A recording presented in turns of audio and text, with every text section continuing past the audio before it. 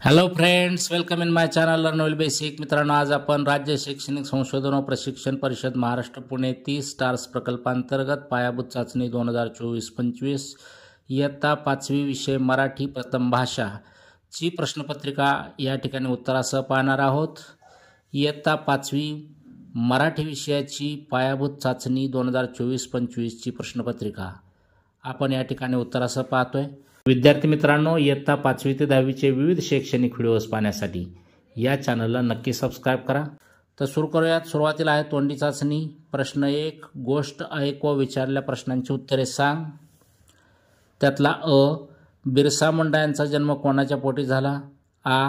शेतमजूर म्हणजे काय ते सांग. बिहारमध्ये उपासमार रोगराई कशामुळे पसरली ते सांग.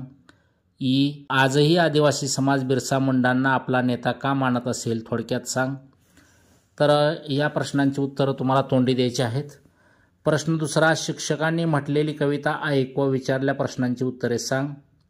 त्यातला बाजार व नदीकाठ या शब्दांचा वापर कर व एक वाक्य तयार करून सांग. तू स्वतः सुगंध घेतलेल्या वस्तू किंवा पदार्थांची नावे सांग. घेईल ओढ मन तिकडे स्वैर झुकावे या ओळीवर आधारित एक अर्थपूर्ण प्रश्न तयार करून सांग. ती फुलून बघे तो व्हावे पार पसार या कवितेतील ओळीचा अर्थ तुझ्या शब्दात सांग. तेव्हा या सर्व प्रश्नांची उत्तरं विद्यार्थ्यांनी तोंडी द्यायची आहेत. आता पाहूया आपण लेखी चाचणी. प्रश्न तिसरा, खालील उतारा वाच व त्यावर आधारित विचारलेल्या प्रश्नांची उत्तरे लिही म्हटले. आई आणि बाबा बाजारात गेले होते. मी आणि शेजारचा अनवर गृहपाठ वही पूर्ण करत बसलो होतो, वगैरे वगैरे. या ठिकाणी दिलेला जो उतारा आहे तो तुम्ही स्वतः वाचू शकता. आता त्यावर आधारित जे प्रश्न आहेत ते आपण पाहूया. वरील उतार्यातून तुला पुढीलपैकी कोणती शिकवण मिळाली ते लिही म्हटले.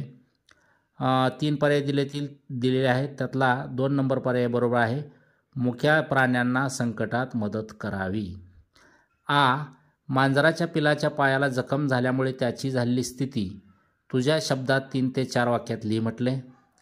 तर आपल्याला उत्तर लिहिता येईल. मांजराच्या पिलाच्या पायाला जखम झाल्यामुळे ते जोरजोरात ओरडत होते. ते खूप घाबरले होते. इकडे तिकडे पाहत ते विचित्र आवाज काढत होते. त्याच्या पायाला गंभीर दुखापत झाली होती व त्यातून रक्त येत होते. तर अजून वेगळे शब्द वापरून तुम्ही हे उत्तर लिहू शकता. तुला असे जखमी अवस्थेतील मांजराचे किंवा कुत्र्याचे पिलू दिसले तर तू काय करशील ते 3 ते 4 वाक्यात लिही म्हटले. तर आता या ठिकाणी प्रत्येकाचं उत्तर वेगळं असू शकतं. हा स्वमतावर प्रश्न आहे. आता मी लिहिलेलं उत्तर पहा. मी त्या मांजराच्या किंवा कुत्र्याच्या पिलाला जिथे जखम झाली आहे तिथे हळद लावेन किंवा जखमेवर तुरटी लावून ती जखम निर्जंतुक करेन. या जखमेला बँडेज पट्टी करेन. जास्त जखम असल्यास डॉक्टरकडे नेईन. प्रश्न 4, सूचनेनुसार कृती कर. चौकटी दिलेल्या शब्दांच्या योग्य जोड्या लाव व त्या लिही म्हटले. जसे धारदार शस्त्र तर आपल्याला लिहिता येतील सुरेल आवाज, कथ्थक नृत्य, फळबाग. प्रश्न 4 शेती व्यवसायाविषयी 3 ते 4 वाक्यात माहिती लिही म्हटले. तर या प्रश्नाचं उत्तर विद्यार्थी स्वतःच्या शब्दात लिहू शकतात. उदाहरणादाखल उत्तर मी लिहिलं आहे ते पहा. आपल्या देशाचा मुख्य व्यवसाय शेती आहे. बहुसंख्य लोक हा व्यवसाय करून आपली उपजीविका करतात. आपल्या शेतीचे 2 हंगाम असतात, खरीप, रब्बी. भारतात विविध पिके घेतली जातात. आपल्या शेतीतील काही फळे तर परदेशात निर्याती होतात. प्रश्न 5, सूचनेनुसार कृती कर. खालील शब्दाचे वचन बदलून लिही. तर डोळाचं वचन बदलता येईल आपल्याला डोळे, दिवसचं दिवसच राहील. कंसातील सूचनेनुसार कृती कर. 1, बागेत फुले फुलली होती. वाक्यातील स्त्रीलिंगी शब्द ओळखून लिही म्हटले. तर बाग हा स्त्रीलिंगी शब्द आहे या ठिकाणी. 2, आकाशात ढग जमा झाले. वाक्यातील नपुंसकलिंगी शब्द ओळखून लिही म्हटले. तर आकाश हे आपल्याला या ठिकाणी उत्तर लिहिता येईल. कंसातील योग्य विशेषण वापरून खालील वाक्य पूर्ण कर. बाजारात टिंबटिंब चेरी सर्वांचेच लक्ष वेधून घेत होती. तर लाल चेरी. आदिमानव खूप टिंबटिंब होता, हुशार होता. दिलेले सर्वनाम वापरून अर्थपूर्ण वाक्य तयार करून लिही म्हटले. तर मी हे सर्वनाम वापरून वेगवेगळे आपण वाक्य तयार करू शकतो. नमुन्यादाखल हे वाक्य पहा. मी दररोज अभ्यास करतो. त्यानंतर त्याच्या भावाचे नाव ओंकार आहे. रिकाम्या जागी योग्य शब्द लिही. जशी चिमण्यांची चिवचिव तसे मांजराचे म्याव म्याव. प्रश्न 6 कंसातील योग्य शब्द वापरून वाक्य पूर्ण कर म्हटलंय. आकाशात पावसाचे टिंबटिंब जमू लागले, ढग जमू लागले. आता डोळे मिटून टिंबटिंब बस, स्वस्त बस.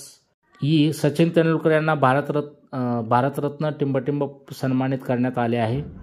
तर भारतरत्न पुरस्काराने सन्मानित करण्यात आले आहे. पाण्यात राहून टिंबटिंब वैर करू नये, माशाशी वैर करू नये. प्रश्न 7 दिलेल्या सूचनेनुसार कृती कर. तुला एके ठिकाणी निवासी आनंद मेळाव्याला जायचे आहे. त्यासाठी तुला सोबत न्याव्या लागणाऱ्या वस्तूंची यादी तयार कर. वर लिही म्हटले. कपड्यांचे 2-3 ड्रेस, टूथपेस्ट, ब्रश, अंथरूण, पांघरूण, टॉवेल, तेल, कंगवा, एक वेळचा डबा, साबण, खर्चासाठी आवश्यक पैसे, सामानासाठी एक मोठी पिशवी, पेन, वही इत्यादी. तर या यादीमध्ये अजून तुम्ही काही वस्तूंची नावं वाढवू पण शकता.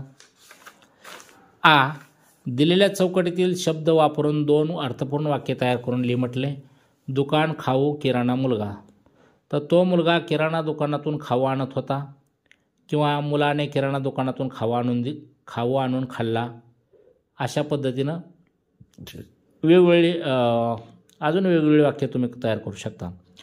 प्रश्न 8 खालील दिलेली कविता वाच व त्यावर आधारित विचारलेल्या प्रश्नांची उत्तरे लिही.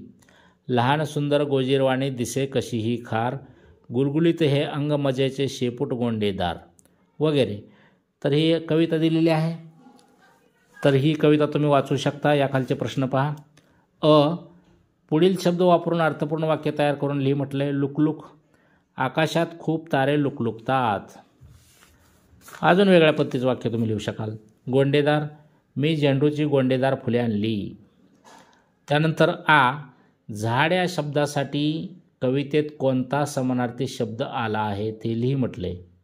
तर झाड या शब्दासाठी तरू हा शब्द आलेला आहे. कवितेत आलेला कोणताही एक क्रियावाचक शब्द लिही म्हटले. पळणे, ऐकणे, चढणे, बघणे, उभे राहणे, करणे, बसणे, जाणे वगैरे या ठिकाणी शब्द आलेले आहेत. दिलेल्या कवितेत समर्पक शीर्षक दे. तर आपण हिला गोजीरवाणी खार, सुंदर खार वगैरे शीर्षक देऊ शकतात. अजून तुमच्या कल्पनेने तुम्ही या ठिकाणी शीर्षक देऊ शकता. प्रश्न 9 सूचनेप्रमाणे कृती कर. खालील वाक्यात योग्य विरामचिन्हांचा वापर करून वाक्य पुन्हा लिही म्हटले. तर केवढी उंच ही इमारतच्या पुढे येईल उद्गारवाचक चिन्ह. दिलेल्या विरामचिन्हाचा वापर करून अर्थपूर्ण वाक्य लिही म्हटले. इथं स्वल्पविराम दिला आहे. आपण वापरू शकतो. सीमा, रमा, विनया या माझ्या मैत्रिणी आहेत. त्यानंतर प्रश्नचिन्ह दिलं आहे. तर तुझे नाव काय आहे? प्रश्नचिन्ह. प्रश्न 10 खाली दिलेल्या चित्रावरून संवाद लिही म्हटले. चित्रातील चिमणी व छोटा मुलगा यांच्यातील संवाद तुझ्या कल्पनेने 6 ते 8 वाक्यात लिही. तर तुम्ही तुमच्या स्वतःच्या शब्दामध्ये हा संवाद कल्पना करून लिहू शकता. विद्यार्थी मित्रांनो, इयत्ता 5वी ते 10वीचे विविध शैक्षणिक व्हिडिओज पाहण्यासाठी या चॅनलला नक्की सबस्क्राईब करा. धन्यवाद.